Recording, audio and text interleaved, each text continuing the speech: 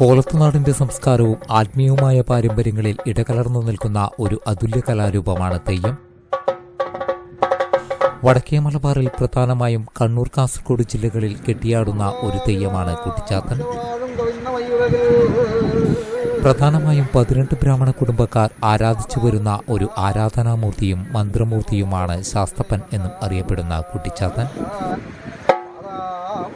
കരിങ്കുട്ടി, പൂക്കുട്ടി, തീക്കുട്ടി എന്നീ കുട്ടിച്ചാത്തന്മാരെയാണ് പ്രധാനമായും കെട്ടിയാരാധിക്കുന്നത്. കാളക്കാട്ട് തന്ത്രിയുമായി ബന്ധപ്പെട്ടതാണ് കുട്ടിച്ചാത്തൻ തെയ്യത്തിന്റെ ഐതിഹ്യം.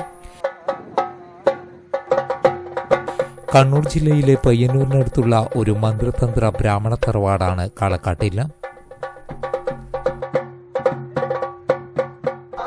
ശിവഭക്തനായ കാളക്കാട്ട് മനയിലെ വേദപണ്ഡിതനും ശ്രേഷ്ഠനുമായ നമ്പൂതിരി അതിയായ സമ്പത്തിനും ഉടമയായിരുന്നു. എന്നാൽ തിരുമേനിക്ക് സന്താനഭാഗ്യം കൈവന്നിരുന്നില്ല. ആ കാലഘട്ടത്തിലായിരുന്നു ശിവപാർവതിമാർ ഭൂലോകത്തെത്തിച്ചേർന്നത്. മലനാട്ടിലെത്തിച്ചേർന്ന ശിവപാർവതിമാർ വള്ളുവന്റെയും വള്ളുവത്തിയുടെയും വേഷം ധരിച്ച് കളിച്ചും വേട്ടയാടിയും കാട്ടിലൂടെ നടന്നിരുന്നു അത്രേ.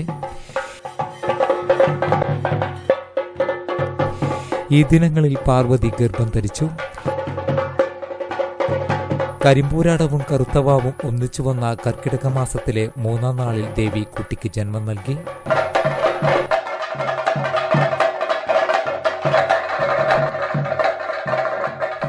കറുത്ത ശരീരവും നെറ്റിയിൽ ചന്ദ്രക്കലയുമായി ജനിച്ച കുട്ടിക്ക് ദിവ്യത്വമുള്ളതായി ശിവപാർവതിമാർ മനസ്സിലാക്കിയിരുന്നു.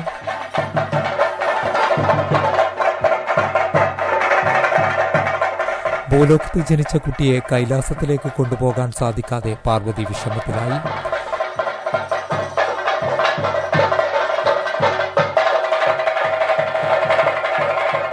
തുടർന്ന് ശിവഭക്തനായ കാളക്കാട്ട് നമ്പൂതിരിയുടെ ഇല്ലത്ത് ഈ ദിവ്യത്വമുള്ള കുട്ടിയെ ഉപേക്ഷിച്ചു.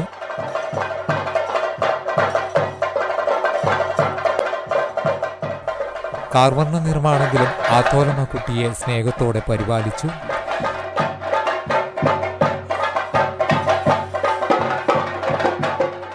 അസമാന ബുദ്ധിമാനായ കുട്ടിച്ചാത്തൻ ഇല്ലത്ത് വളർന്നു വന്നു.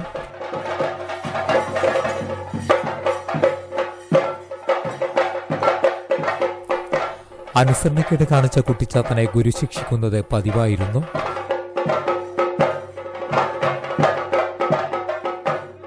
ഒരു ദിനം ഗുരുവിനെ വെട്ടിക്കുന്ന് കുട്ടിച്ചാത്തൻ ഗുരുകുലം വിട്ടിറങ്ങി.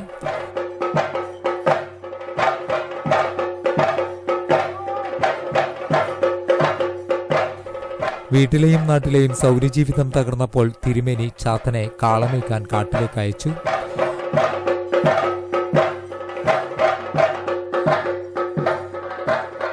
ഒരു ദിനം സ്വർണ്ണക്കിണ്ടിയിൽ പാൽ കുടിക്കണമെന്ന മോഹത്താൽ കുട്ടിച്ചാത്തൻ കാളക്കാട്ടേക്ക് തിരിച്ചു.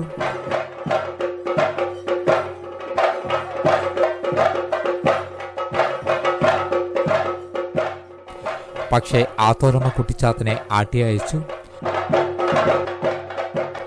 കോപിഷ്ഠനായ ചാത്തൻ ഇല്ലത്തേക്ക് കല്ലുകൾ വലിച്ചെറിഞ്ഞു.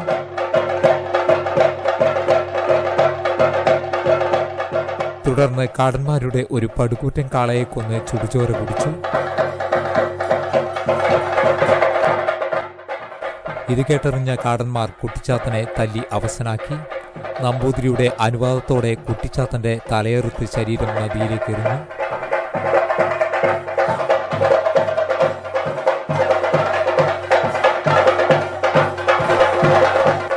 കുട്ടിച്ചാത്തനെ വധിച്ച സന്തോഷ വാർത്തയെ അറിയിക്കാൻ ഇല്ലത്തെ കൂടിയ കാടന്മാർ ഇല്ലത്ത് കുട്ടിച്ചാത്തനെ കണ്ട് അത്ഭുതപ്പെട്ടു.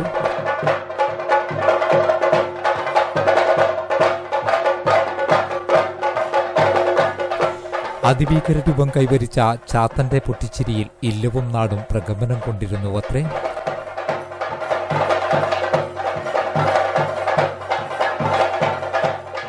തുടർന്ന് മന്ത്രവാദികൾ ചാത്തനെ ആവാഹിച്ചു വരുത്തി.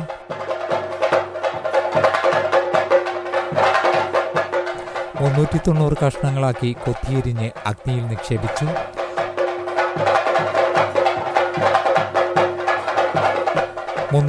ാമത്തെ മാംസപിണ്ഡം അഗ്നിയിൽ പതിച്ചപ്പോൾ ഹോമകുണ്ടത്തിൽ നിന്ന് 100 കണക്കിന് ചാത്തന്മാർ ഉയർന്നു വന്നു.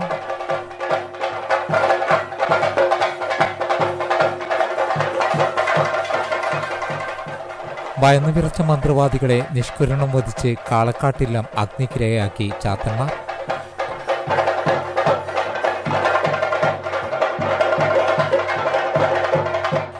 വെളിപാട് പ്രകാരം പ്രശ്നപരിഹാരമായി പെരുമലയാനെ വിളിച്ചു വരുത്തി തെയ്യം കെട്ടാൻ തുടങ്ങി എന്നാണ് ഐതിഹ്യം.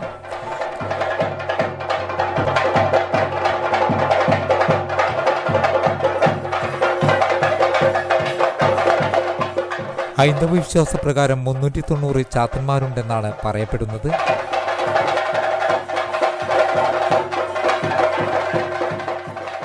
മലയ സമുദായക്കാരാണ് ഈ തെയ്യം കെട്ടിയാടുന്നത്.